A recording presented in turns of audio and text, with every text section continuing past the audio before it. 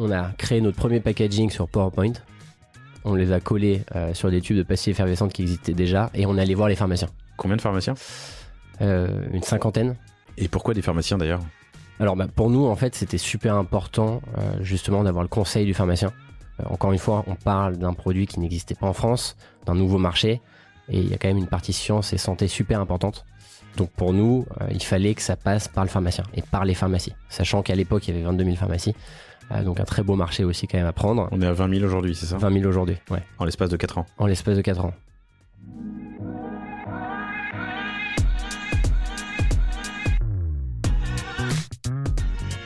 Bonjour, bienvenue dans Le Panier, le premier podcast e-commerce. Mes invités cartonnent et me livrent leurs secrets de réussite et les problèmes qu'ils ont rencontrés pour qu'on puisse, ensemble, apprendre à vendre mieux et plus.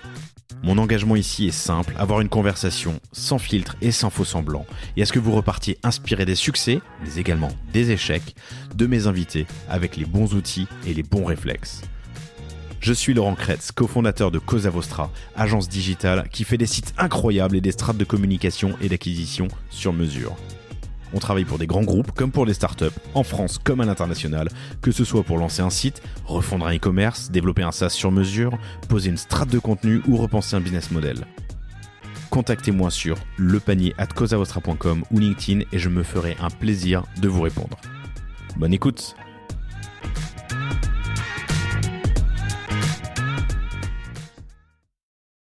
Bonjour à tous, bienvenue dans ce nouvel épisode du Panier. Je suis très heureux de vous retrouver toutes et tous aujourd'hui avec Théo Eudes et Jérémy Bouet qui sont les cofondateurs de Hydratis que vous retrouvez sur hydratis.co et Hydratis s'écrit hydratis.co. Allez y faire un tour tout de suite pour voir à quoi ça ressemble et comprendre de quoi on va parler pendant l'heure qui vient. Hydratis, c'est quoi ? C'est une solution pour multiplier l'hydratation du corps de l'intérieur. Alors dit comme ça, je suis sûr que vous le direz mieux que moi, mais en gros c'est une petite pastille effervescente. Donc c'est une pastille à mettre dans l'eau, tout simplement, qui va venir l'enrichir avec des sels minéraux et des oligo-éléments, et ça permet au corps d'absorber plus rapidement et plus efficacement l'eau quand on en a le plus besoin. Il suffit pas plus de boire ? Non, c'est pas de plus boire, pardon. Alors en tout cas, il faut boire normalement, ouais. C'est super important. Mais en fait, Hydratis va venir là où on en a le plus besoin, donc dans des situations, par exemple comme dans le sport, lors de périodes de canicule. Et en fait, tout simplement, on va mieux s'hydrater de l'intérieur, les cellules du corps, mieux retenir l'eau et plus efficacement, plus rapidement. Donc, on a plus d'eau dans le corps ? Alors en fait, pour t'expliquer un petit peu le principe... Excusez les questions un peu candides, mais... Non, mais c'est souvent, et c'est des questions qu'on a hyper fréquemment. Donc si tu veux, le principe des solutés de réhydratation, c'est une découverte qui a une trentaine d'années. En fait, on s'est rendu compte qu'avec un dosage de sodium, glucose et minéraux, ça va permettre en fait de transporter les molécules d'eau à travers les parois de l'intestin, et ce qui va permettre de mieux s'hydrater et de vraiment assimiler les liquides. Et en fait, ce principe-là, c'est un principe qui est particulièrement utilisé dans les pays en voie de développement, lors d'épidémies sanitaires ou de crises de choléra, où en fait, les associations comme l'UNICEF vont distribuer des sachets de solutés de réhydratation pour permettre de réhydrater efficacement les personnes, parce qu'en fait, l'eau seule ne suffit pas. Et ce qui peut d'ailleurs avoir des conséquences hyper graves. Et nous, avec Hydratis, ce qu'on fait, c'est qu'on utilise exactement le même principe, mais sauf qu'on va l'adapter aux besoins et adapter aux besoins des Français. Est-ce que, dit avec mes mots et pour être sûr de bien comprendre, ça veut dire plus d'efficacité dans le fait de boire ? Si j'ai une jauge à 100, parce que mon corps il peut pas absorber autant d'eau que je veux, si j'ai une jauge par exemple à 100, boire avec des pastilles Hydratis versus boire sans pastilles Hydratis remplit mieux mon corps d'eau et fait mieux circuler l'eau dans le corps ? Alors en fait, ce qui va se passer, c'est que si tu veux, la recommandation entre les hommes et les femmes, c'est de boire environ 1,5 litre à 2 litres d'eau par jour. Okay. Et l'idéal, c'est vraiment de boire de l'eau tout au long de la journée, d'avoir une alimentation variée, équilibrée, qui va contenir aussi des vitamines et des minéraux. Dans tous les cas où en fait vous n'avez pas bu assez d'eau pendant votre journée, ou vous êtes face à une situation où vous avez un besoin en hydratation qui est accru, donc comme disait Jérémy par exemple, lors d'un effort physique, ça peut être moins sexy, mais lors d'une diarrhée, par exemple, ça va accentuer la déshydratation. Il peut y avoir, après une consommation d'alcool, je perds mes mots. C'est parce qu'il boit pas, hein, c'est pour ça il a pas l'habitude. C'est ça, il a pas l'habitude. Et en fait, dans toutes ces situations, on va avoir un besoin accru qui est pas en fait accompli par ce qu'on fait naturellement. Et dans toutes ces situations, on va pouvoir aller le compléter justement avec une pastille hydratis pour se réhydrater efficacement, parce qu'on peut pas se dire en fin de journée, je vais boire 1,5 litre ou 2 litres d'eau d'un coup, pour ça ne fonctionne pas. Ça fonctionne pas. Ça fonctionne pas. Donc c'est là où les pastilles vont avoir une vraie utilité pour se réhydrater. Ok, hyper intéressant. Vous êtes lancé en 2019, vous vous êtes rencontrés en Australie. C'est ça, hein, je ne dis pas de bêtises, en Australie au cours d'une balade dans un coin un peu chaud où vous étiez mal équipé. Vous me raconterez. Pour lancer un peu plus tard en 2019, en août 2019, vous faites 160 000 euros l'année 1, 400 000 l'année 2, 1,6 million l'année 3, x 4, 4 millions cette année, la 4e année, donc un x3, x 2,5, 3. Vous continuez, vous espérez en tout cas continuer cette belle croissance qui s'apparente à de l'hypercroissance, surtout que vous êtes autofinancé et pas très nombreux dans la boîte, donc j'imagine qu'il y a pas mal d'efficacité dans les ops au quotidien. Ça fait partie des sujets que j'aimerais aborder avec vous, justement l'enjeu de cette croissance. Où est-ce que ça fait mal, où est-ce qu'on trouve de l'accélération, qu'est-ce qui est le plus dur, passer de 400 à 1,6 million ou d'1,6 million à 4 millions. Je creuserai. Vous êtes distribué en pharma principalement, et surtout vous avez commencé par ça, et c'est marrant parce qu'on enregistre courant novembre, je sais pas quand l'épisode sort, mais est sorti il y a quelques jours l'épisode avec Edouard Fornas de Nutri & Co, que je vous recommande, chères auditrices, chers auditeurs, où l'un des apprentissages, c'est que lui a commencé sur Amazon pour aller vite. Vous avez fait le chemin inverse. Vous avez commencé en retail physique, en pharma, pour ensuite aller vers d'autres canaux qui sont le D2C et Amazon. Vous me raconterez pourquoi et comment. Je me suis noté un sujet aussi qui était intéressant, c'était la maturité des marchés. Vous lancez à l'international au UK, vous me parliez des États-Unis, où vous n'êtes pas encore présent, je crois. Non. Ok. Mais on comparait le UK à la France et la maturité du marché, où l'hydratation et l'usage, l'utilisation de médicaments ou de méthodes pour mieux s'hydrater est beaucoup plus mature et beaucoup plus abordé qu'en France, où il y a un sujet d'évangélisation de marché, ce qui est un enjeu. Et puis voilà, ça nous fait déjà pas mal de sujets, et on aura plein d'autres qui viendront en cours de route. Très heureux de vous recevoir. Félicitations, c'est une belle croissance, et surtout en autofinancement, c'est beau. Racontez-moi la rencontre et du coup la genèse. Bien sûr. Alors, je tiens juste à préciser quand même que Hydratis, ouais, exactement, ce n'est pas un médicament, ça c'est quand même important. Okay. Et c'est un produit d'ailleurs qui peut se prendre à partir de 3 ans. Okay. Donc c'est pour toute la famille. Voilà, juste petite, donc c'est pas un médicament, mais c'est une méthode c'est une méthode scientifique, par contre, voilà, pour améliorer son hydratation. Et sinon, comment l'histoire commence? Ça commence par une rencontre. Comme souvent, et en fait, on s'est rencontrés à l'âge de 20 ans à Sydney. Donc à l'autre bout du monde, en Australie. Théo vivait là-bas, il avait vécu une dizaine d'années là-bas, et moi je suis parti vivre 1 an en Working Holidays Visa. Et en fait, c'est justement de là que vient l'idée, puisque en fait nous on est parti en randonnée dans les Blue Mountains, un peu en touriste, avec juste de l'eau. Et comme quoi, l'eau ça ne suffit pas tout le temps, puisqu'on s'est retrouvé en situation de déshydratation. Et par chance, on a rencontré un Australien qui nous a donné à boire une solution d'hydratation qui nous a permis de se sentir mieux, mais très rapidement. C'est-à-dire qu'en 20-30 minutes, on se sentait beaucoup mieux. Et c'est là, en fait, qu'on décide de s'intéresser au sujet. Et en s'intéressant au sujet, c'est là qu'on apprend que, justement, en fait, l'hydratation, c'est pas évident. Il y a des stats qui montrent qu'il y a 3 Français sur 4 qui s'hydratent pas suffisamment au quotidien. Et ça se traduit par des crampes, des maux de tête, de la fatigue, baisse de concentration, enfin voilà, plein de symptômes bien connus. Et c'est comme ça que ça commence. Et toi, t'es rentré en France après ton année où en tout cas, t'es quelques mois de working visa. Hein. C'est cool l'Australie pour ça. Hein. Ouais, 1 an. 1 an donc de kiff, surtout à 20 ans. L'Australie, c'est l'endroit où il y a le plus de bêtes dangereuses au monde.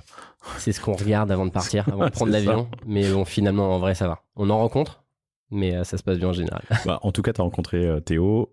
Tu rentres en France et vous commencez à bosser sur le projet à distance. Ouais, exactement. 10 ans après. 10 ans après quand même, parce qu'on a eu oui, t'es resté 10 ans, t'es resté longtemps toi Théo en Australie. Ouais. Donc vous avez eu des expériences et 10 ans après, vous vous lancez sur le projet. On se lance sur le projet Théo est en Australie, moi à Paris. Il y a 10 heures de décalage horaire et donc on commence à faire une étude de marché comme ça. Donc on cherche des façonniers, des usines, on commence à discuter avec des professionnels, enfin des scientifiques. On cherche des logisticiens. 10 ans après, je t'ai coupé la parole, excuse-moi, c'est mal poli. Mais 10 ans après, vous avez ruminé sur le même sujet pendant 10 ans, ou 10 ans après, vous parlez d'entrepreneuriat, un jour on se dit, et si comment En fait, on a toujours parlé d'entrepreneuriat ensemble. Ouais. C'est quelque chose qui nous excitait, qui nous passionnait, de lancer des projets et des idées en fait qui vont aider les gens. Et en fait, c'est quelque chose qu'on a remis sur la table 10 ans après, 9 ans après. Ok, hyper intéressant. Et donc, bosser à distance, je t'ai coupé au moment des façonniers et des labos. C'est ça. Et en fait, du coup, par mail surtout, parce qu'avec 10 heures de décalage horaire, c'est pas pratique. Et quelques visios, tôt le matin ou tard le soir. Sur le marché français. Donc, toi, Théo, tu avais déjà l'intention d'entrer en France ? Ouais, moi en fait j'étais parti, en fait je travaillais à l'époque chez Unilever et j'avais déjà en tête de rentrer en France. Et en fait en parlant à Jérémy, on avait toujours parlé d'un jour le rêve de monter une boîte ensemble. Et donc les planètes sont un peu alignées parce que moi j'étais pas vraiment satisfait avec les offres d'emploi que j'avais reçues justement de la part de Unilever en France. Et Jérémy avait envie de changement aussi. Et donc voilà, les planètes étaient alignées et on s'est dit allez, on se met à 100% là-dessus, ce qui est quelque chose en fait, on s'en rend compte d'hyper rare, parce que trouver un associé c'est comme se marier, donc pire. ouais, c'est pire. Ouais, ça parle thune et il y a pas de vacances et il y a pas de ouais. Et donc voilà, enfin les planètes étaient alignées, on avait envie de le faire, on était relativement jeunes et du coup on s'est lancé. Ok. Alors, on s'est lancé à 100%. Après l'étude de marché quand même qu'on fait. Ouais, alors décalage horaire. Raconte-moi l'étude de marché. Qu'est-ce que vous avez fait, comment vous l'avez fait ? En gros, on a créé notre premier packaging sur PowerPoint. On les a collés sur des tubes de pastilles effervescentes qui existaient déjà et on allait voir les pharmaciens. Je l'ai pas dit, chers auditrices, chers auditeurs, mais c'est un tube qui ressemble à des tubes de d'UPSA vitamine C ou donc plastique avec ce bouchon. Il y a un nom pour cette galénique ? Tube de pastilles effervescentes. Tube de pastilles effervescentes, simplement. Plus long, puisque ça contient 20 plastiques, les trucs que j'ai l'habitude de voir. Donc, vous avez pris un tube existant, Exactement. Vous avez créé un truc sur PowerPoint, vous l'avez collé dessus, et vous êtes allé voir des pharmaciens. Voilà. Combien de pharmaciens ? Une 50aine. Et pourquoi des pharmaciens, d'ailleurs ? Alors, pour nous, en fait, c'était super important, justement, d'avoir le conseil du pharmacien. Encore une fois, on parle d'un produit qui n'existait pas en France, d'un nouveau marché. Et il y a quand même une partie science et santé super importante. Donc pour nous, il fallait que ça passe par le pharmacien et par les pharmacies. Sachant qu'à l'époque, il y avait 22 000 pharmacies. Donc un très beau marché aussi quand même à prendre. On est à 20 000 aujourd'hui, c'est ça ? 20 000 aujourd'hui, ouais. En l'espace de 4 ans. En l'espace de 4 ans. Mais bon, c'est des pharmacies aussi qui grossissent, qui se spécialisent. Et qui prennent des zones de chalandise de plus en plus larges, ça s'entend. Et puis je pense qu'il y a aussi un côté baby boom de pharmaciens qui passent à la retraite. Tout à fait, ouais. Bon, c'est un autre sujet. Il y a un cycle. Donc voilà. Petite parenthèse et spoiler, vous êtes aujourd'hui présent dans 3000 pharmacies sur les 20 000 qui y a en France, donc c'est 15% du... Un peu plus de 3000, ouais. Ouais, je te laisse reprendre. Test pharmacie, une 50aine de pharmaciens, avec des boîtes et vos impressions d'étiquettes. Ouais. Exactement. Et tu leur demandes quoi ? En fait, c'est simple, au début, on n'a que des questions, on n'a aucune réponse, parce qu'on ne connaît pas le marché de la pharma. Donc on demande à quel prix ils sont prêts à l'acheter, quelle marge ils cherchent, à quel prix ils pensent pouvoir vendre un produit comme ça.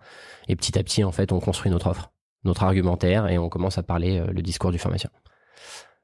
Et quand on a senti que c'était bon, qu'on pouvait y aller, là, on a décidé de tout arrêter nos activités respectives et de lancer le projet à 100%. Combien d'allers-retours chez ces pharmaciens ? Parce que tu les testes une première fois, tu poses des questions. Il y avait déjà des produits en rayon qui permettaient de mieux s'hydrater ? Alors non, le seul produit qui existait, c'est une solution pour les nourrissons atteints de diarrhée aiguë. Ouais, j'en ai donné à mes gamines. Alors pas seulement les diarrhées, mais les fièvres, les machins. Exactement. Ouais. Donc de 0 à 2 ans, quoi. Et en fait, justement, pas de solution pour les adultes. Voilà, pas de solution pour les adultes. Et elles sont où ces solutions ? Parce que tu parlais du sport. Moi, je pense à Gatorade ou ce genre de choses que tu trouves du coup dans des magasins de sport. Magasins de sport ou même en grande surface parfois. Ok. En France, parfois en grande surface, c'est pas très courant. Mais ça s'apparente plus à des boissons d'effort ou même à des sodas. C'est très sucré, très chimique. Là où nous, justement, on va traiter uniquement de l'hydratation et chaque principe actif qu'on va retrouver dans Hydratis sont dans un dosage précis pour améliorer l'hydratation du corps. Ok. J'ai eu l'occasion de goûter Coco. Oui, pardon, je l'ai pas dit, chers auditrices, chers auditeurs, mais il y a évidemment neutre comme goût, donc il y a ça le goût de l'eau. Mais il y a aussi d'autres goûts pour pimenter un peu. J'ai goûté Coco, j'ai goûté gingembre, c'est super sympa. Je pense que l'idée, si tu veux, juste pour ajouter sur les parfums, c'est on a vraiment cette envie de donner envie de boire. Et du coup, il y a tous ces gens qui n'aiment pas le goût de l'eau et qui ont du mal à boire au quotidien. Et d'ailleurs, on a beaucoup de nos clients qui sont des gens qui, comme toi et moi, on travaille toute la journée et en fait, on n'a pas forcément une gourde, on n'a pas forcément un verre d'eau, on oublie de boire. On se retrouve en fin de journée avec un petit mal de tête, un peu fatigué. Ça, c'est les premiers symptômes de la déshydratation. Et tout simplement parce qu'on n'a pas assez bu d'eau. Donc, pourquoi les parfums? C'est pour plaire à tout le monde. Et on a aussi des demandes de clients qui veulent tout simplement avoir le bénéfice hydratis, mais sans goût. Donc, ça permet de varier les plaisirs. Ok, compris. Donc, vous faites des tests. C'est quoi le trigger? À quel moment vous vous dites que les réponses que vous obtenez des pharmaciens justifient un lancement en prod? Ouais, il y a plusieurs choses. Il n'y a pas que les pharmaciens. Donc, effectivement, les pharmaciens, ils n'ont pas de produits similaires à proposer. Donc, super intéressant. Alors que la plupart des produits, quand même, qui se lancent, il y a déjà des solutions existantes, souvent. Et l'autre chose, c'est que la problématique, elle est énorme. Il y a beaucoup de gens concernés par le problème de l'hydratation. Et on a pu faire le test, alors, sur notre entourage, et un peu élargi. Et ils trouvaient ça super intéressant. Et aussi des gens qui ont vécu à l'étranger, qui ont découvert des solutions similaires, se disaient c'est pas possible, pourquoi ça n'existe pas? Je cherche des solutions comme ça. Donc on savait qu'on avait déjà des acheteurs dans vous aviez, ok. Donc test marché et insight avec des pharmaciens entre autres. Trouver un atelier, un façonnier qui puisse vous accompagner, j'imagine. Alors, tu me l'as dit quand on préparait l'entretien, mais j'ai déjà pensé, donc je vais pas m'approprier un truc mais que ça doit être assez particulier. Ça doit être un façonnier, j'imagine, qui est habitué à faire des médicaments, en tout cas des choses sèches, parce que ça doit vraiment subir l'humidité. Le plus important, de toute façon, dans n'importe quelle typologie de produits, et en tout cas dans l'agroalimentaire, de manière générale, c'est de trouver quelqu'un qui a l'outillage et les machines pour faire cette forme galénique dont on parlait, qui est la forme galénique des pastilles effervescentes. Donc, il faut savoir que les pastilles effervescentes, c'est assez compliqué puisque ça se produit dans un environnement contrôlé où on contrôle l'humidité, puisque c'est des produits qui sont assez sensibles à l'humidité et c'est pour ça que le packaging est comme il est. Et voilà.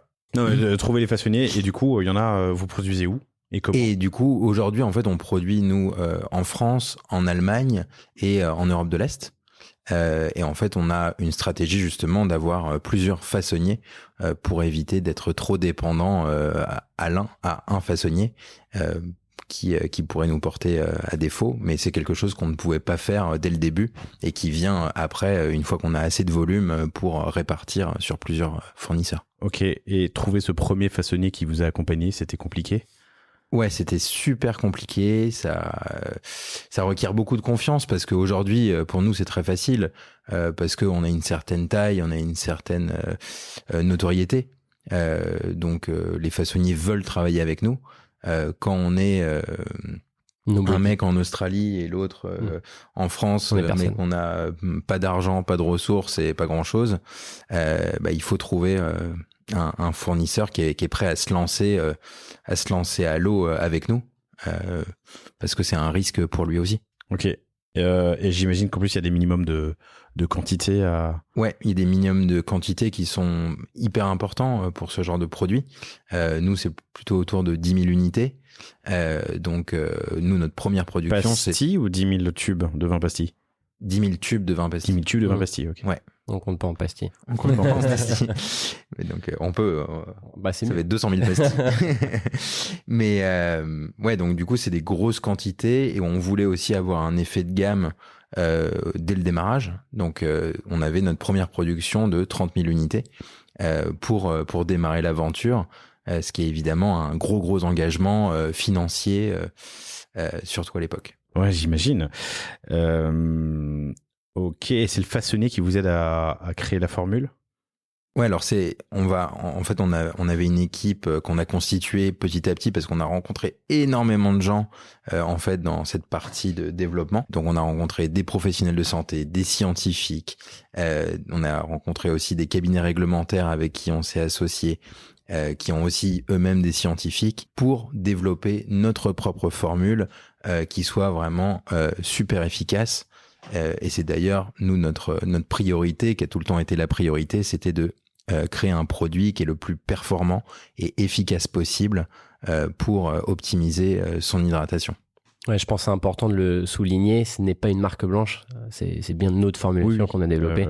Parce que c'est assez à la mode ces dernières années de lancer des marques blanches. Sous marque blanche. Ouais. Ça arrive. Il y en a eu ici. Ok. La partie réglementaire, elle doit être importante, j'imagine. Qu'est-ce qu'il y a sur ce tube et qu'il faut savoir le tube que j'en mets, pardon, chers auditeurs, d'ailleurs, Hydratis, vous le voyez là sur la vidéo, gingembre. Franchement, celui-là, c'est la dernière version. La dernière version, il est mieux. Neutre. Qu'est-ce qu'il faut avoir comme tampon pour lancer un produit de grande conso et qui est dans la parapharma? Enfin, je sais pas, on est dans quelle catégorie? Alors c'est vrai que ça constitue, c'est pas exactement un complément alimentaire, mais ça s'en rapproche. Mais si tu veux, ça fait partie des barrières à l'entrée quand on est sur cette typologie de produit, parce qu'en fait toutes les allégations, notamment qu'on va avoir pour justement justifier que ça accroît l'absorption d'eau ou ça réduit la fatigue, etc. C'est des allégations qui sont évidemment contrôlées et on a de par l'Union européenne, donc maintenant c'est au niveau européen qu'on a ces allégations-là. Et c'est comme ça qu'on formule et qu'on valide un produit de ce type. Et ça coûte combien à développer? Ouais. Quel était le budget global pour lancer Hydratis? Alors, nous, on est parti avec un tout petit budget. On a mis en gros 25 000 euros chacun dans le projet.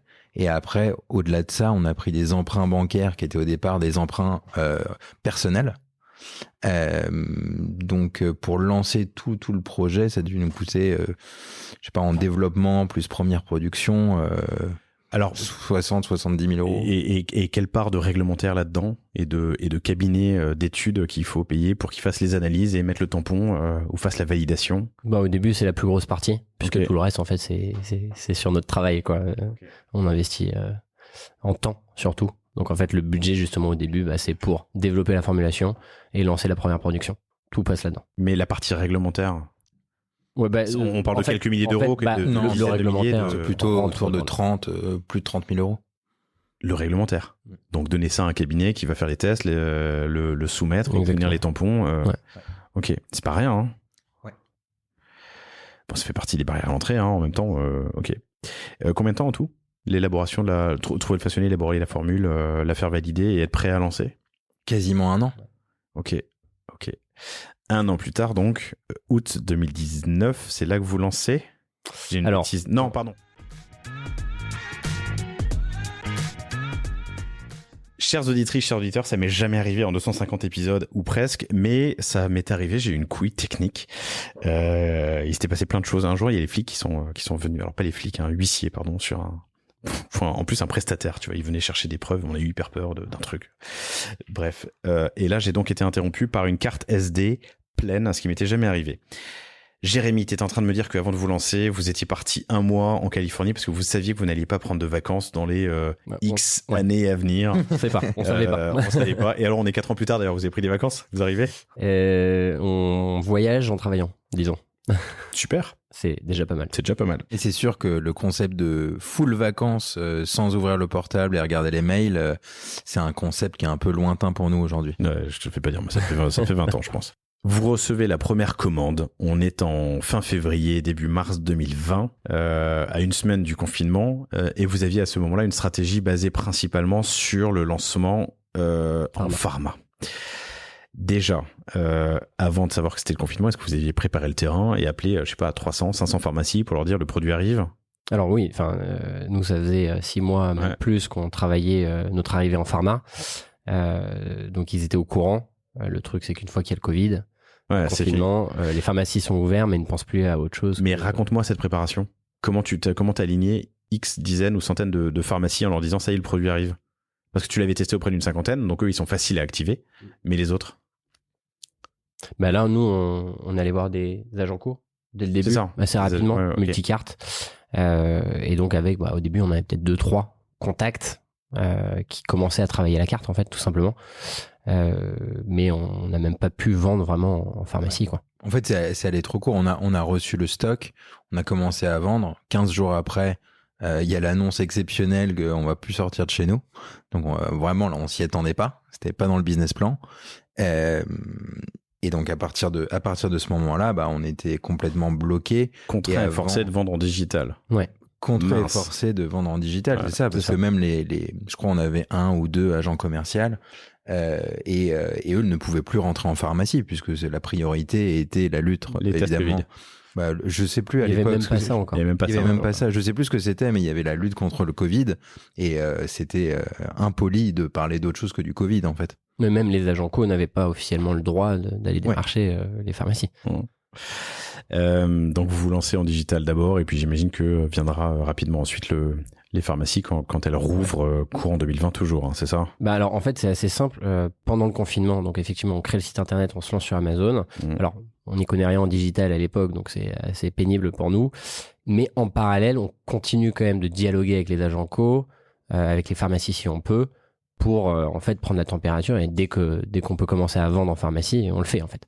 Donc là on était déterminés de toute façon avec 30 000 tubes sur les bras et pas de marché, pas de clients, on était déterminés à proposer le produit le plus vite possible aux pharmaciens. Et donc lancement contraint et forcé sur Amazon et en D2C, vous aviez déjà préparé ou vous apprenez sur le tas à ce moment-là? On apprend sur le tas. Donc très rapidement on se tourne vers Shopify, donc ça a été une très bonne décision. Amazon, on se lance sur Seller et on fait tout nous-mêmes. Donc on essaie d'appeler quelques personnes qui s'y connaissent un peu en digital, qu'on rencontre par téléphone uniquement. Et donc on design le site, on lance le site tout seul et on fait aussi nos premières pubs tout seul sur Meta. Okay. Donc ça nous a bien occupé pendant ce confinement. On s'est pas du tout ennuyé pendant le premier confinement. Ouais, j'imagine. Ouais, vous avez 7 jours sur 7. T'étais rentré? Ouais, Théo? ouais, moi je suis rentré en aut 2019. Après la Californie. Après la Californie. Ouais. Ces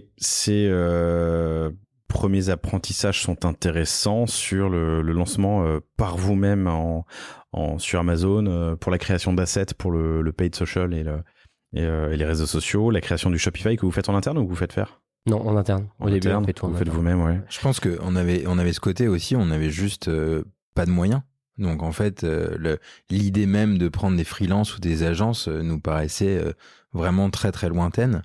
Et ça nous force à apprendre des choses, à devenir du jour au lendemain de web développeur, graphiste, spécialiste en ads, spécialiste en Amazon. Évidemment, on est spécialiste de rien du tout, mais ça te contraint à apprendre des choses. Et après, quand on a pu justement parler à des freelances et des agences, ça nous permettait aussi de dialoguer avec eux d'une manière où on n'était pas complètement perdu. Ok, intéressant. Quelqu'un me disait sur ce podcast qu'il ne faut outsourcer que ce que tu maîtrises, en gros. Pas outsourcer des choses que tu ne maîtrises ou ne comprends pas. Il faut tout comprendre. Évidemment, ça me semble assez évident, mais c'est bien de le rappeler. Vous avez fait 160 000 € la première année, puis 400 000 la deuxième, 1,6 million la troisième. Vous visez 4 millions cette année. Vous êtes sur une année fiscale. On va faire 4 millions. Vous allez faire 4 en millions. décembre. Ouais. Ok, donc tu le sais. Donc potentiellement plus, si t'es sûr de toi. On espère, ouais. On espère. Ça s'apparente à l'hypercroissance, surtout que c'est en autofinancement. C'est quoi, et on l'aborde jamais sur le podcast, c'est quoi les difficultés de cette croissance hyper rapide? Je pense que d'un point de vue trésorerie, puisque c'est évidemment ce qu'on va s'imaginer très rapidement, les problématiques de trésorerie, je pense, c'était plutôt les premières années et c'était aussi la difficulté aussi de pas se payer parce qu'en fait on se payait pas pendant plus d'1 an et demi, quasiment 2 ans ou 2 ans.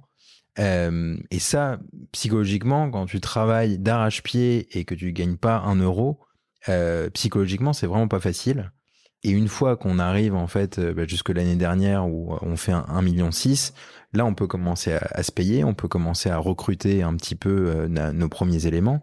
On peut aussi travailler avec davantage d'agences. Donc en fait déjà on rentre dans un autre monde qui est beaucoup plus agréable. Mais donc c'est de financer cette croissance qui est compliquée. Tu payes tes labos à quelle échéance? Au départ, c'est là où c'est encore plus difficile, c'est que tu les payes à la commande. Tes façonniers, tu les payes à la commande jusqu'au moment où tu fais un peu de volume, il y a un peu de confiance qui s'installe. Et en plus, les pharmaciens en général, eux, ils te règlent à 30 jours. Ouais. Donc ce qui est pas horrible, hein, connaissant le marché. Mais du coup, ça va créer des challenges de trésorerie assez importants. Surtout on dit aussi sur Amazon. Enfin, on dit aussi en tout cas, c'est un paiement immédiat évidemment. C'est immédiat. La commande. Ouais. Donc au début, on le faisait au jour le jour. Mais après, quand tu commences à avoir beaucoup de commandes, tu le mensualises aussi. Okay. Et tu fais en sorte que ce soit arrangeant, quoi. Ok. Ouais. Mais d'où cette tension sur ton BFR qui te permet d'assurer cette croissance. Et passer de, c'est quoi, 400 000 à 1,6 million déjà. Faut sortir 1,2 million. Faut avoir 1,2 million de buffer en cumulé sur l'année, hein, évidemment. Chaud. C'est chaud. Après, on a eu la chance d'être assez bien accompagné, je dirais, par Réseau Entreprendre Paris déjà, qui nous ont donné un prêt d'honneur. On a eu aussi des prêts bancaires. On a eu des aides aussi de la BPI en prêt et en subvention. Donc tous ces éléments mis bout à bout et aussi, je pense, une gestion. D'ailleurs, on avait des mentors à Réseau Entreprendre qui nous disaient mais vous êtes beaucoup trop précis dans votre gestion de la trésorerie. Mais la réalité, c'est que non. Mais pas beaucoup trop précis, il fallait. Mais tu vois, on parle à beaucoup d'entrepreneurs et en fait, on s'est retrouvé avec des trous de trésorerie assez importants dans 6 mois. Et donc, si tu veux, on savait que dans 6 mois, on était potentiellement mort, mais on avait 6 mois pour réagir. On n'était pas en train de se dire la semaine prochaine, on est mort. Donc, en fait, ça nous a donné le temps à chaque fois de nous retourner. Et de pouvoir gérer la situation à venir. Et alors, quelles sont les solutions? Sans lever, enfin c'est de la dette, c'est quoi? C'est de changer tes délais de paiement avec tes fournisseurs? C'est une combinaison de tout, c'est de la dette, ça va être les dépenses, qu'est-ce que je peux enlever comme dépenses, le chiffre d'affaires, qu'est-ce que je peux aller chercher comme chiffre d'affaires en plus, tout de suite. Ça, mes délais de paiement, comment je fais pour gérer mes délais de paiement sur des paiements qui sont importants. Je vais aller voir la banque aussi pour qui me donne des facilités de paiement. Donc en fait tout ça combiné fait que c'est bon, dans 6 mois on est finalement pas mort, on va survivre cette passe. Je le dis pour les auditrices, les auditeurs, il y a beaucoup de banques qui ont des outils de financement du BFR. En fait, c'est des prêts qui financent la croissance parce qu'ils savent que dans certaines industries, celle-là en l'occurrence, il y en a d'autres qui ont des mêmes besoins, faut financer ton BFR. Et quand tu montes de la croissance et de la renta, c'est des prêts qui te permettent d'assurer ce buffer qui est nécessaire, quoi. Ouais. Ce que souvent d'ailleurs les investisseurs n'aiment pas. Ils aiment pas financer le BFR, ils aiment financer l'investissement, la prospective, la recherche et pas ton BFR, quoi. Ils sont pas là pour le financer. Après, en ce moment, ça devient de plus en plus à la mode de vouloir financer un BFR parce que ça donne aussi une indication très claire de est-ce que quelqu'un peut m'aider à gérer ma croissance. Ma croissance est rentable, c'est juste que j'ai un trou de trésor. En ce moment, c'est à la mode parce qu'il y a de la rentabilité derrière. Alors qu'avant, c'est vrai qu'on privilégiait les industries qui avaient des potentiels de valorisation beaucoup plus élevés que notre type d'industrie. Mais aujourd'hui, vu ce qui s'est passé sur le marché, on aime bien les entreprises rentables, même si elles ont des potentiels de multiples un peu moins importants. Compris. Donc ton conseil... le premier conseil en tout cas que tu donnes sur quelqu'un qui aurait le malheur de devoir gérer l'hypercroissance, c'est de bien suivre sa renta et ses besoins en fonds de roulement pour financer sa croissance. Ouais, vous avez surveillé très tôt, à tel point que le réseau Entreprendre, vos mentors du réseau Entreprendre vous disiez que vous étiez trop détaillé sur le sujet, quoi. Ouais. Okay. Bon, on avait un détail à la semaine et on était assez précis. Mais parce qu'on était sur des montants où en fait on avait très peu d'argent en banque, donc il fallait vraiment qu'on fasse et du coup dès qu'il y avait une erreur ou un truc imprévu, on pouvait en fait l'inclure dans le cash flow et se rendre compte de l'impact que ça aurait sur les prochains mois. Autre difficulté à laquelle vous pensez dans cette croissance très rapide, difficulté opérationnelle? Non, c'est surtout que nous, on est passé de nouveaux marchés et produits inconnus à on commence enfin à parler aux gens.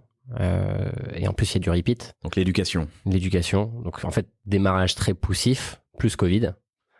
C'est bon, ça tourne. C'est bon, ça tourne. Stress. On est tout le temps online. Alors que voilà, aujourd'hui, c'est vrai qu'on fait de l'acquisition de nouveaux clients, plus il y a du repeat. Donc ça tourne un peu plus facilement. Ouais.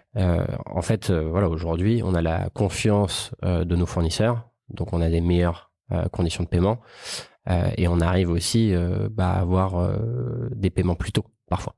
Donc plus le digital, plus des crédits, cool. Okay. Et justement des financements en BFR. Qu'est-ce qui a été alors il est tôt pour regarder derrière, hein, l'histoire est toute jeune, mais qu'est-ce qui a été plus dur? C'est le 400 à 1,6 million ou le 1,6 million à 4 millions? J'imagine qu'il y a la question sous-jacente, c'est un peu en termes de croissance d'entreprise, de process, d'équipe. Je pense, ouais. Il y a un moment où tu peux accélérer parce que tu as les bons modèles, et un moment où tu es dans la friction et que tu règles des problèmes tous les jours. Je pense que si tu veux, il y a toujours des problématiques, c'est les problématiques, elles évoluent. Aujourd'hui et récemment, tu vois, un de nos plus gros challenges, c'est typiquement c'est la structuration, ou pour le mettre simplement, c'est le recrutement. Surtout quand tu es dans des entreprises qui marchent sur fonds propres, donc on est en fait une méthodologie qui est hyper héroïste. On fait pas de l'argent pour cramer de l'argent, il faut que l'argent qu'on investisse soit rentable. Sauf que un salarié, c'est quand même un coût fixe, et c'est un coût fixe qui met du temps à se rentabiliser, parce que ça met du temps à être onboardé, à comprendre comment ça marche, etc. Et ça, la structuration et le recrutement, ça a été un vrai challenge. Ça reste un challenge important, de mettre les bonnes personnes aux bons endroits, et après de créer une culture d'entreprise qui soit vraiment motivante, engageante, et que tout le monde aille dans la même direction avec la même mission que la nôtre. Voilà. Ok, non, compris. Hyper intéressant. Je poursuis. On a parlé du cadre légal tout à l'heure, on a parlé un peu de la distribution et du lancement au début. Aujourd'hui, c'est quoi la photographie de vos canaux de distribution? Aujourd'hui, on est omnicanal. Ouais. On fait environ 50% sur le digital et 50% en pharma. Donc digital, hein, c'est surtout notre site internet et Amazon, et 50% en pharmacie. Et comme on le disait tout à l'heure, on est dans un peu plus de 3000 pharmacies en France, présents physiquement. Via ces agents commerciaux que vous avez, avec lesquels vous travaillez depuis le début, plus de nouveaux j'imagine, mais c'est ça, 3000 pharmacies, donc un peu plus de 15% du marché, des pharmacies françaises. Ok. Et en fait, aujourd'hui, notre stratégie d'acquisition, elle repose sur plusieurs leviers. Donc bien sûr, on se sert du digital et des pubs paid ads sur Meta et Google. C'est là-dessus qu'on sait connaître et qu'on sensibilise les gens à l'hydratation et comment marche notre produit. Et puis après, on va voir les pharmacies, où en fait le pharmacien est prescripteur, donc il va vraiment venir conseiller Hydratis selon les besoins et la typologie de personnes, en fait, tout simplement. Ok. Donc, comment se fait l'animation de ce réseau de pharmaciens? Alors, effectivement, on vend Hydratis via les commerciaux multicartes, et ensuite c'est nous qui animons les pharmaciens.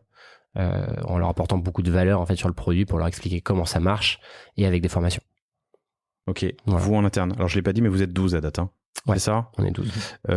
Vous allez continuer cette hyper croissance. Je sais pas si vous faites un x2, x3 encore sur l'année qui vient, mais admettons 4, 6, 8, 10 millions. Vous allez croître à combien? Vous savez? En effectif. Non, c'est dur à dire, sachant qu'il y a le recrutement interne et aussi le recrutement externe. On externalise beaucoup. Donc ça va dépendre de nos besoins et avec quoi on est le plus à l'aise, parce que forcément les agences, on est plus agile avec les agences, on peut aller plus vite chercher des expertises en prenant moins de risques, alors que de les internaliser trop tôt c'est assez risqué. Donc on a tendance à internaliser une fois qu'on a vraiment fait nos preuves dessus, ce qui permet d'éviter les problèmes de trésorerie sur des coûts fixes, quoi. Ouais, compris. Ouais. Et donc je reviens sur l'animation se fait par quelqu'un en interne de ce réseau de pharmaciens? Alors ça, c'est un volet qu'on est en train de vraiment développer en ce moment, où justement on a quelqu'un qui est en trade marketing et quelqu'un aussi pour venir animer les agents commerciaux pour que eux-mêmes aussi puissent davantage former les pharmaciens.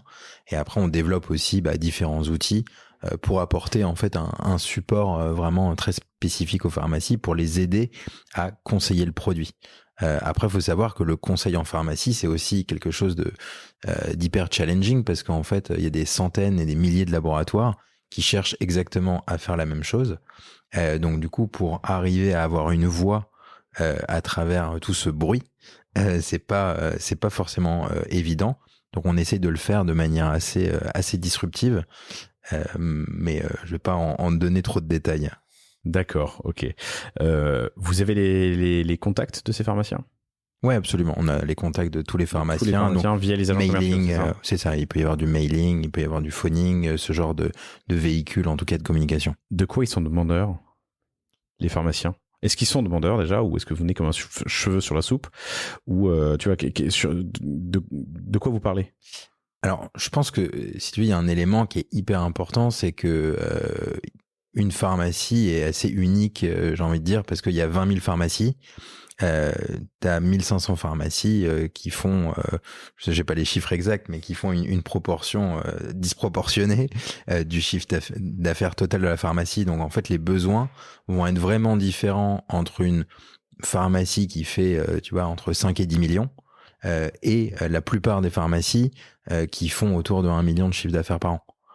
Donc en fait, c'est aussi comment est-ce qu'en tant que marque, on va aller adapter les outils à chaque pharmacie. Ouais. Voilà. Ok, en fonction de sa taille, de ses besoins. C'est ça. Parce qu'il y a des pharmacies qui vont être plus petites, mais qui vont être plus aptes à faire du conseil. Ouais. Et des pharmacies qui sont plus grosses, où il y a un gros potentiel, évidemment.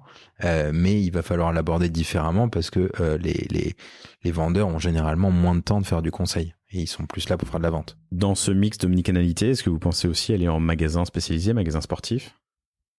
Alors aujourd'hui, c'est pas du tout l'objectif. Nous, c'est important de rester vraiment très spécifique à la pharmacie. Et c'est ce que aussi les pharmaciens demandent. C'est d'avoir des marques qui sont que en pharmacie et qu'on va pas retrouver en GMS ou ailleurs.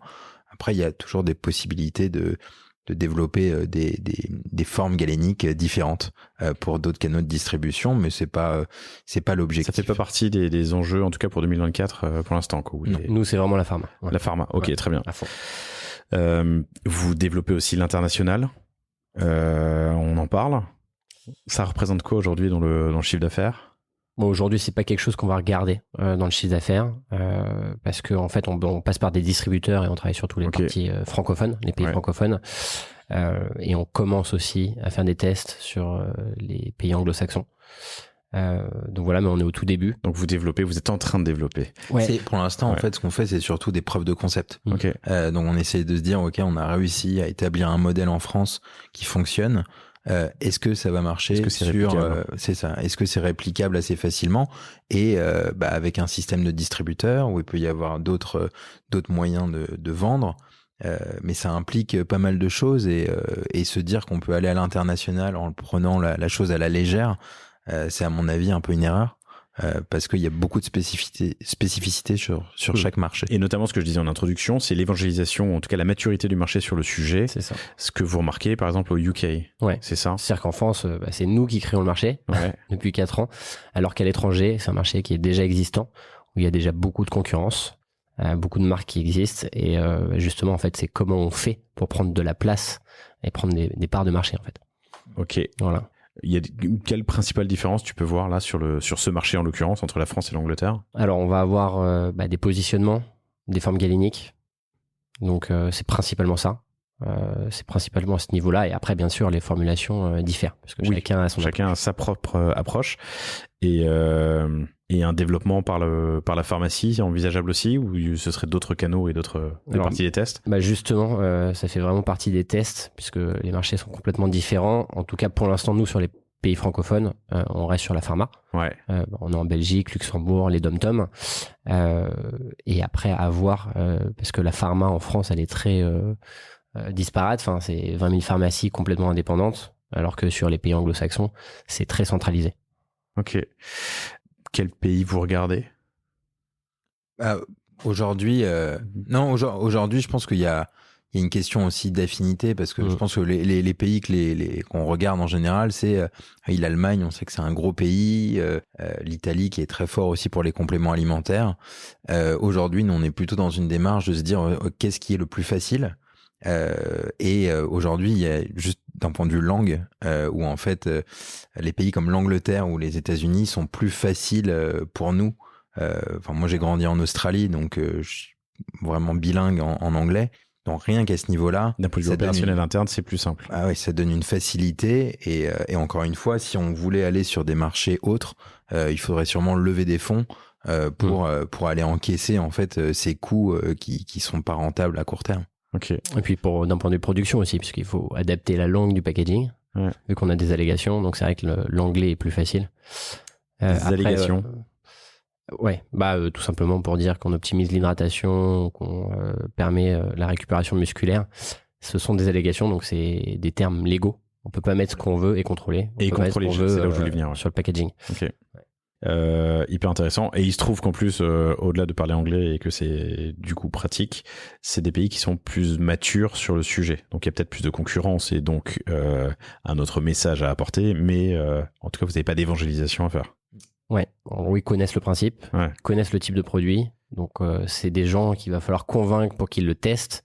Et si on est meilleur que les produits existants, ils vont rester chez nous. Okay, mais ça fait un challenge qui est super excitant aussi parce que on est sur un marché en France où on crée un marché, on développe une catégorie. Comme tu dis, on évangélise un marché par rapport à j'essaie de trouver ma place dans un marché, de voler des parts de marché à des concurrents qui donnent en fait un aspect, un démarrage, compétition et un challenge qui est différent et qu'il faut aborder aussi différemment. Donc c'est assez fun. Ok. J'aimerais parler pour finir de marketing, d'activation et d'acquisition. Il y a du haut de funnel et du bas de funnel. J'aimerais parler de rebuy aussi parce que vous êtes sur un produit. C'est quoi la conso moyenne d'ailleurs? Les gens se consomment 1, 2, 3 pastilles par jour, ça varie, par semaine, c'est quoi mais ça peut aller d'un tube par mois sur une consommation régulière et moyenne. Hein, donc il y en a qui consomment beaucoup plus. D'ailleurs, on a des commandes à 150 € pour des particuliers. Ok. Ça fait quand même pas mal. Ça fait genre une dizaine de tubes quand même. Donc 200 capsules quoi. Ouais, c'est ça. Ok. Mais ce qui est assez intéressant par rapport au rebuy et c'est aussi, ça fait partie de notre omnicanalité et qui est difficile à suivre aussi à cause de cette omnicanalité, c'est que les gens achètent en ligne et en pharmacie. Et d'ailleurs, c'est un peu là où je veux vous amener sur le rebuy, c'est comment est-ce que tu gères ton CRM avec un consommateur que tu as sur ton site, que tu as un peu moins sur Amazon et que tu n'as pas du tout quand il est en pharma. En fait, tout est complémentaire. Ouais. C'est vrai qu'on peut pas le mesurer par rapport à la pharma, non plus par rapport à Amazon parce que c'est quand même mais tu essaies de le capter d'une manière ou d'une autre. Alors j'ai testé tout à l'heure il y a un QR code sur qui nous amène sur Instagram. Ouais. Comment est-ce que tu arrives à me capter moi ou comment est-ce que tu essayes ou quelles sont les tentatives? Et je sais qu'il faut faire, on peut pas tout faire évidemment, surtout sur Amazon. Et quelles sont les manières que tu as de m'en baser quelque part? En fait, tout simplement en questionnant nos consommateurs sur le site. Okay. C'est là qu'on se rend compte que en général, ils peuvent nous découvrir en pharmacie et venir acheter sur le site. Ça, en termes de parcours d'achat, vous le constatez? Ouais. Donc, alors, par contre, c'est Kelly. Il faut vraiment les appeler. Mais on cherche. Vas-y, pardon. On cherche pas, parce que tu disais en basé, on cherche pas qu'un client digital reste sur le digital. D'ailleurs, on va même faire des newsletters, parfois, sur nos clients digitaux pour leur dire d'aller en pharmacie. Donc vraiment d'arriver à faire que les vases communiquent entre eux. Et en fait, c'est plus une question de est-ce que j'ai besoin du produit tout de suite? Va en pharmacie, va le chercher en pharmacie.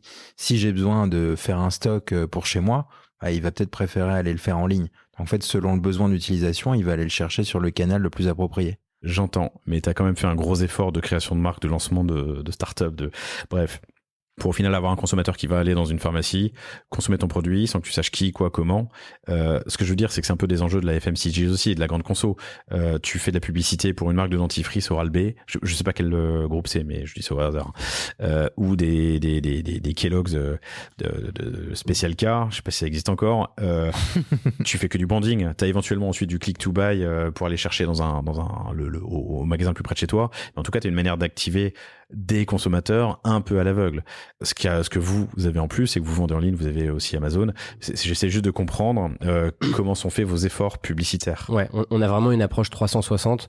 Donc Amazon, c'est particulier. Hein, tu fais de la publicité sur Amazon.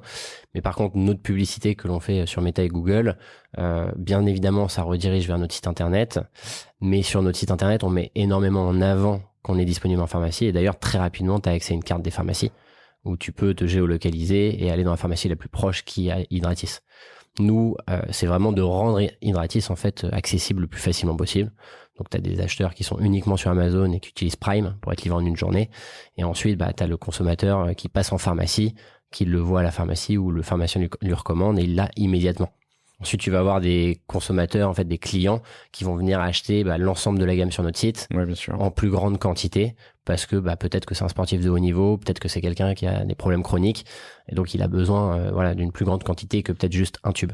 Ok. Bon, t'as quand même 40%, enfin, c'est très bien, pardon, 40% de ton CA ou en tout cas, ton volume d'affaires, ton chiffre d'affaires qui est fait sur ton site. Comment est-ce que vous travaillez le CRM sur le site? Bon, on a quel outil, quels principaux apprentissages sur l'emailing et les activations, et puis qu'est-ce que vous faites en cette période? On enregistre fin novembre, c'est la semaine de Black Friday. Ouais. Nous, on a un outil assez connu qui se couple à Shopify qui s'appelle Klaviyo. C'est assez répandu. Et nous, en fait, on fait des relances selon justement l'usage du produit. Donc, si la personne achète 3 tubes, on va pouvoir le relancer à la bonne période. Et bien évidemment, on active sur des périodes comme le Black Friday assez fortement. Pour nous, c'est une période super importante pour 2 raisons. La première, ça permet en fait à nos clients de les remercier et de se surstocker parce que voilà, forcément, ce sont de belles économies. Et ça nous permet aussi de convertir des clients qui n'ont pas encore passé le cap du premier achat parce qu'en fait, ils savent pas si c'est bon, si ça marche. Donc, ils sont freinés par le prix. Et donc là, ça nous permet d'augmenter notre conversion et on les récupère après. Jusqu'à 30%, je suis sur le site là en live, jusqu'à 30% de remise après 70 € d'achat, c'est ça? C'est ça. Il faut que tu sortes le podcast demain pour que. Non, mais Black Friday sera passé quand il sortira. Donc tu peux me dire. Non, tu vas pas me le dire. Il y aura un truc encore plus agressif vendredi ou pas? On est mercredi. Lundi prochain, le post. Super épisode que j'ai fait avec Thomas Pédegaille de Email Club sur la rythmique à avoir sur octobre, novembre, décembre et comment préparer son Black Friday. Vous le préparez depuis longtemps? C'est votre première année? C'est quoi la politique sur les remises? C'est la 2e année. Okay. Et on teste chaque année, on essaye de tester différentes approches, sachant que notre base de données d'email augmente. Et ensuite, au niveau des promotions, enfin nous, c'est vraiment pendant le Black Friday qu'on propose ça. Le reste de l'année, on propose pas de promotion. On n'est pas une marque à faire des promotions tous les mois ou tout au long de l'année. Même si par contre, bien sûr, on a pas mal de nouveautés. Et là, on les propose à nos clients ou aux abonnés à la newsletter. Ok, voilà. Compris. Vous faites aussi du paid search et du paid social. Vous faites aussi du Google Shopping. C'est un produit qui n'est pas un médicament, mais qui est une catégorie complément, santé, bien-être, j'en sais rien. Est-ce que vous avez rencontré des difficultés? Sur Google ou Meta, aucune difficulté. Jamais? Non. Ok. Ouais. Sur Amazon, un petit peu. Pourquoi? Parce qu'il faut juste... Oui, c'est ça, t'es reclassifié et puis il faut juste donner les certifications et puis après au bout d'un moment ça saute, tu sais pas pourquoi et il faut réexpliquer ce que c'est Amazon, etc. Donc c'est juste des allers-retours un peu inutiles de temps en temps, mais rien de grave. Rien de grave. Et toujours en croissance et toujours avec cette optique, cette perspective de faire dans les mêmes multiples dans les années qui viennent, quoi. Ouais. Ok. Il y a une question que je vous ai pas posée tout à l'heure quand on parlait d'international. Il y a un cadre législatif, un cadre légal. Il y a des équivalences. Quand tu obtiens un tampon et qu'on dit que ton produit est apte à la consommation en France, est-ce qu'il est apte à la consommation dans d'autres pays? Comment ça marche? Alors oui, il faut vérifier à chaque fois, pays par pays. De manière générale, sur les pays de l'Union européenne, c'est plus ou moins les mêmes règles. Et notamment, on parlait des allégations. Donc c'est des choses qui vont être contrôlées aussi pays par pays, puisqu'il peut y avoir des différences. Donc concrètement, c'est du cas par cas. Et il faut être accompagné sur chaque pays pour s'assurer qu'on est OK d'un point de vue réglementaire. Et donc à chaque fois, des nouveaux coûts et un nouveau cabinet ou un cabinet qui est en tout cas présent à l'international qui peut vous accompagner. Okay. Oui, c'est ça. L'une des particularités de votre histoire, c'est que vous avez commencé, en tout cas vous avez commencé fort en pharmacie malgré le confinement qui vous a amené vers... décidément, vers du digital. Il y a un côté réassurance, j'imagine, du consommateur qui achète en ligne pour lui dire c'est disponible en pharmacie? Ouais, absolument. Je pense que ça joue un rôle. le fait de dire qu'il peut aller l'acheter en pharmacie, ça joue un rôle de réassurance, c'est sûr. Ouais. Ou l'acheter en ligne, mais en tout cas, il sait que ça existe en pharmacie, donc ça lui dit... Et c'est souvent, d'ailleurs... C'est legit, quoi. Ouais, et puis même dans les boutiques, de manière générale, dès qu'on j'imagine que tu as eu pas mal de marques qui sont passées par là, et le fait d'avoir une boutique physique rassure le consommateur, que ça soit pharmacie ou juste le fait d'être physiquement on existe, on n'est pas juste virtuel. Okay. Ça donne de la crédibilité, et puis s'il y a vraiment quelqu'un de sceptique, il peut aller voir justement le vendeur ou le pharmacien pour se rassurer, quoi. On est fin 2022, qu'est-ce que vous me racontez fin 2023 ? Pardon, on est fin 2023, qu'est-ce que vous me racontez fin 2024 ? Fin 2024, non, mais je pense que c'est dur à dire parce qu'il y a des challenges qu'on ne connaît tout simplement pas, mais on s'attend à une très forte croissance l'année prochaine. On développe aussi une nouvelle gamme de produits sous la même marque.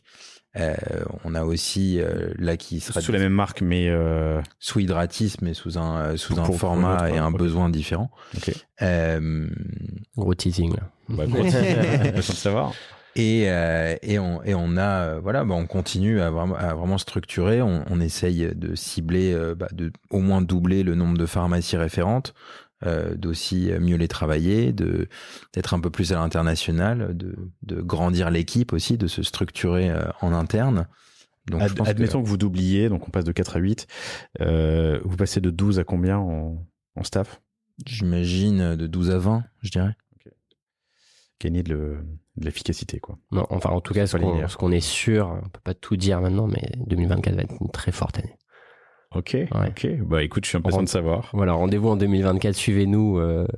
Il y a des grosses updates à venir. Et puis il y a souvent, on essaye aussi de sortir souvent des éditions limitées. Là, on vient juste de sortir, par exemple, Hydratis à boire chaud, avec un goût pomme cannelle. Ok. Donc là, évidemment, on est en hiver. Je ne sais pas, cher auditeur, quand tu écoutes le podcast, mais en tout cas, on a des parfums, des goûts à boire chaud. Pour se réhydrater justement quand il fait froid, telle une tisane avec des goûts hyper sympas. Cool. Vous viendrez me raconter ça dans un an et on fera le bilan sur l'année, ce sera très cool. Chères auditrices, chers auditeurs, désolé pour le petit souci technique, ça m'était jamais arrivé, il faut un début à tout. Je suis content d'avoir attendu 250 épisodes ou plus pour ça m'arrive, mais désolé que ça vous arrive à vous. Vous retrouvez Théo Eudes, H-E-U-D-E, et Jérémy Bouet, B-O-U-E. Oui, tout simplement. Sur LinkedIn, si vous voulez continuer la conversation, on s'est croisés à des événements business, e-com, notamment One-to-One à Biarritz, donc très sympa. Je crois que vous sera facile, chers auditrices, chers auditeurs, de croiser Jérémy et Théo. Mais surtout, allez faire un tour sur hydratis.co, hydratis.co, pour voir de quoi on a parlé depuis 1 heure. Et on se fera un catch-up assez rapidement sur la page produit parce qu'il y a des sujets intéressants sur des tests. J'imagine que vous avez dû mener sur les réductions, le nombre de produits. Il y a déjà il y a encore des tests en cours. Il y a toujours des tests. De toute façon, il faut toujours tester. Des gros tests. Je sais pas sur quelle page tu es du coup. La page. Ah oui, non, il y en a une autre. Vous viendrez me raconter ça. On se fera un catch-up plus rapidement que prévu. Merci à vous. Merci à toi. Et merci à vous, chers auditrices, chers auditeurs. Je vous dis à bientôt. Salut. Merci d'avoir écouté cet épisode du panier jusqu'au bout, j'espère qu'il vous a plu. Si c'est le cas, abonnez-vous pour ne rater aucun épisode, parlez-en autour de vous et surtout laissez-moi une note et un commentaire 5 étoiles sur Apple Podcast. N'hésitez pas non plus à le partager à chacun de vos amis dans le business, chaque nouvel auditeur est une victoire. Si vous avez besoin de lancer ou refondre votre site internet, de créer un Shopify ou un WooCommerce, de performer avec une stratégie de contenu efficace, n'hésitez pas à me contacter à l'adresse lepanier@cosavostra.com. On se fera un plaisir de vous répondre. Et enfin, et surtout, inscrivez-vous à la newsletter du panier sur lepanier.io. À bientôt pour un prochain épisode.